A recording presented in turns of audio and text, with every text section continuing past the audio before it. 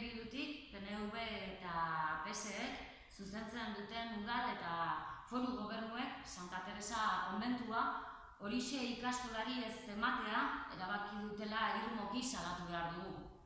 Horixe ikastola publikoa da eta erakunde publiko guztiek onartzen duten moduan, udaletik hasita Eusko Jaurlaritzaraino azpiegituren premia larria du.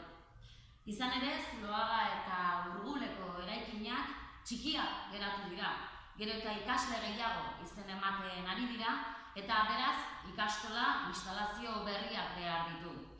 Baina arazoa ez da espazio falta bakarrik. Espazio faltak zerbitzuaren kalitatean eragina zuzena du, liburutegia edo gimnasio falta izatea adibidez.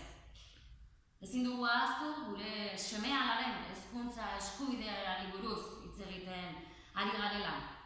Eta udal eta foru gobernuaren erabaki honek parte zaharraren aurka beste eraso bat suposatzen du. Bertan bizi diren auzotarren aurkakoa. Turismoaren eragina gehien pairatzen ari diren horien aurkakoa. Eta hala eta guztiz ere, herritar hauek zerbitzu publiko minimoak bete gabe dituzte. Adibidez, osasun etxeberriaren proiektua hasi gabe jarraitzen du.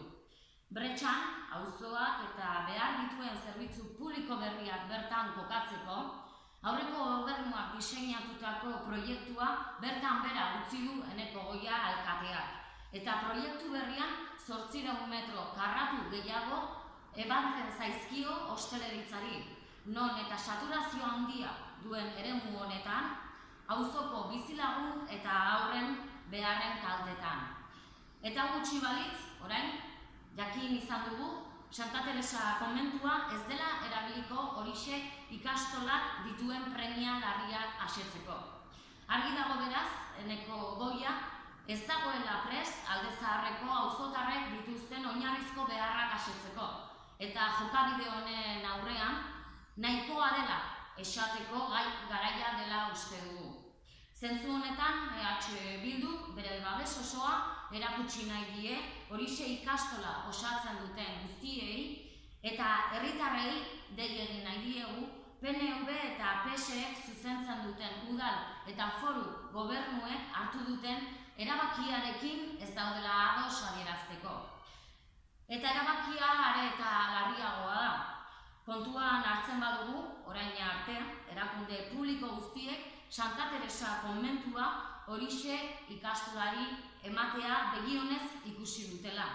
Iazko uztaileko udalbatzan adibidez, horrela adierazi zuen, baita Gipuzkoako batzar nagusiek ere, eta Eusko Jaurlaritzako hezkuntza sailak ere babesten du konbentua horixe ikastolari ematea.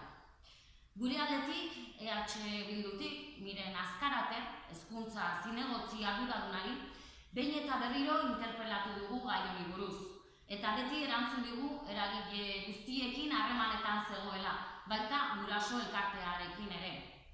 Baina aste honetan jakin izan dugu, hau dena gezur hutsa dela.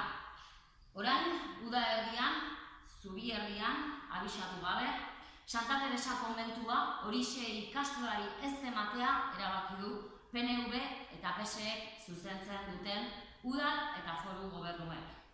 Eta azpimarratu nahi dugu, Donostiako udalbatzaren agindu baten aurkako erabakia hartu dutela. Hau da, udal talde guztiek babestutako akordio baten aurkako erabaki bat hartu dute. Dekretuz, adostasunik gabe, udalbatzak onartu zuena hankaz gora jartzen duen erabaki bat hartu dute. Bukatzeko, Eneko Goiak zuzentzen duen udal gobernuari esan nahi diogu, ez dugula onartzen hartu den erabakia. Horixe ikastola ez dugu bakarrik utziko. Alde Zaharrak oinarrizko zerbitzu publikoak behar ditu. Auzotarrek beste Donostia guztiek duten bizi kalitate berdina izateko eskubidea dute. Horixe ikastolako ikasleek eta familiek hezkuntza publikoa merezi dute. Eta horixe ikastolako irakasleek ere bere lana behar bezala egiteko duintasunezko lantokia behar dute. Hortaz, hau ez da hemen amaitzen. Gure babesa erakutsi diegu Alde Zaharreko familiei eta kalitatezko hezkuntza publiko baten alde lanean